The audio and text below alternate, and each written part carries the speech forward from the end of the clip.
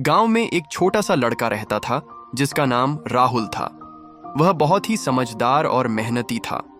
एक दिन उसने अपने पिता से पूछा, पापा, पैसे क्या होते हैं और ये इतने जरूरी क्यों हैं?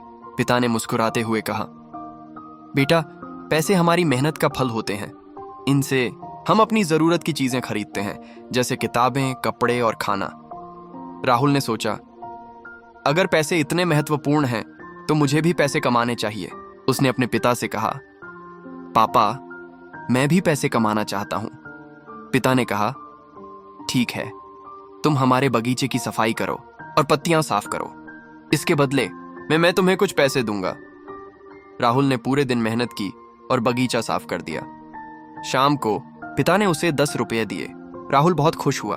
उसने सोचा, अब मैं अपनी मनपसंद चॉकलेट खरीद सकता हूं। लेकिन अगले दिन उसके दोस्त ने उसे एक खिलौना दिखाया और कहा, ये देखो, ये नया कार रिमोट कंट्रोल से चलती है।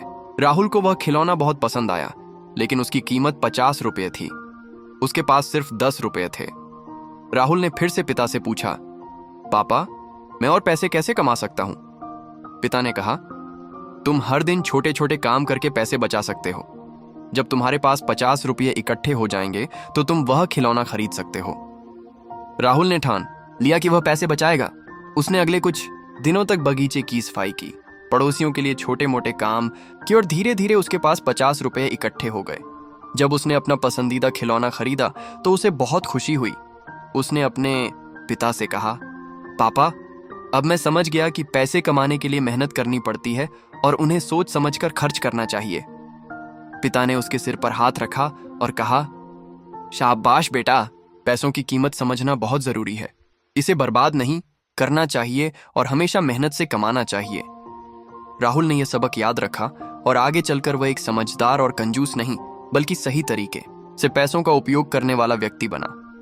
सीख, पैसे मेहनत से कमाए जाते हैं और समझदारी से खर्च करने चाहिए। बचत करना भी बहुत जरूरी है।